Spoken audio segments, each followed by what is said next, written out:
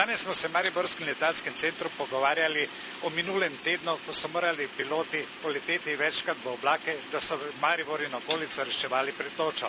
Kaj smo izvedeli, pa si pogledajte naše prispevko. V zadnjem tednu dni so bili veliko ur na nebo. Reševali ste Maribor in okolico pred točo. Kako je bilo? No, veliko ur ravno ne, ker pač oblaki živijo zelo relativno kratek čas. Naleteli smo pa že kar nekaj ur, precej več kot v prejšnjih sezonah, že v samem začetku. V petek smo začeli delati z prvo akcijo, ki je bila popoldan. Takrat smo imeli tri CB-je, nevihtne oblake in pa seveda predvčerajšnjem, kjer smo imeli pa predfrontalno nevihto, ki se je razširila čez v bistvu celi zahodni del Dravskega polja. Več kot to, da smo zniževali potencial teh nevihtnih oblakov, se ni dalo narediti. Pristajali smo ob 7 večer v trdi temi, v bistvu zaradi nevihte, par minut pred tistim močnim nalivom, tako da smo delali do zadnjega in mislim, da smo vsaj umilili ta potencial in da ni bilo velike toče iz te nevihte, ki je prizadela pač širše območje Maribora in okolice. Vi ste izkušen pilot, pa vendar, kakšni so vaši občutki poleteti v takšen točen oblak? Torej, da ne bo napačnega mnenja, ne letimo v točen oblak, letimo pod točen oblak. Na prednjem robu tega oblaka so močna dviganja, ki potegnejo ta reagens srebrojedit v oblak. Ta reagens povzroča, da se tvori še več kapljic v oblaku, to se pravi, da je več jeder in če jih je več, se ne morejo združevati v eno veliko jedro, seveda tam z 15-16 tisoč metrov, kjer padajo dol, pomeni to, da se zaradi hitrosti in pa trenja mase segrevajo, razpadajo v velike kaplje ali pa tudi majhno točo, ki smo jo doživeli predvčerajšnjem, recimo drugače, če ne bi ta oblak obdelan, bi iz njega letela verjetno toča velika kot kurje jajce. Kdaj se odločite, da poletite? Najbrž ne čakate na uradno vremensko napoved? Ne, na uradno vremensko napoved ne čakamo, kajti tista je dokaj nesigurna. Imamo svoje vire vremenske napovedi, pobiramo podatke v bistvu iz meteorološke mreže Evrope in pa sveta.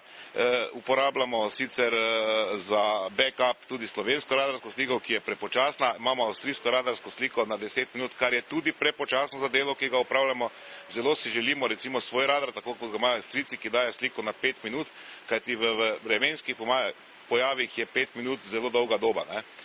Recimo predvčerajšnji je bil takšen situacija, na prvi sliki je bil še čist mali oblaček nekje tam nad Selnico in pa avstrijsko mejo, naslednja slika je bil pa že kar nevihtni oblak. Dobro, da pač po svojih izkušnjah vemo, da je situacija takšna, da se ta razvija, da smo že na tistega prvega sprožili akcijo, tako da smo bili pravi čas tudi že v Dravski dolini. Kaj si želite, da bi bili še bolj učinkoviti?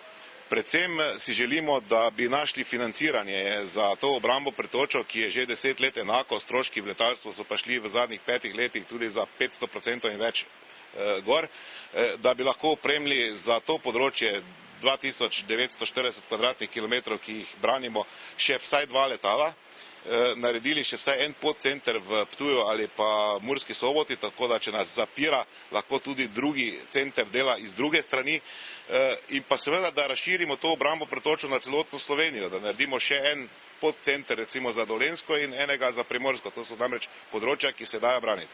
Se pravi, nekako na potezi je država, da malo spremeni odnos do tega, da ne plačuje samo škode.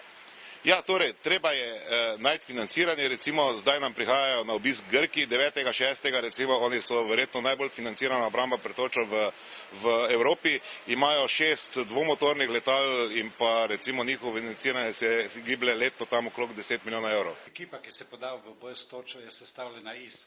Ja, torej, ekipa je sestavljena iz kapetana letala, kopilota. Kapetan letala mora biti profesionalni pilot, kopilot je lahko pilot z licenco za to letalo in seveda določenimi urami letenja, in pa navigatorja na tleh, ki preko radarske slike, ki jo gledamo na računalniku, navaja letalo in seveda tudi daje napotke, kje je tisti rob oblaka, ki ga treba posipovati.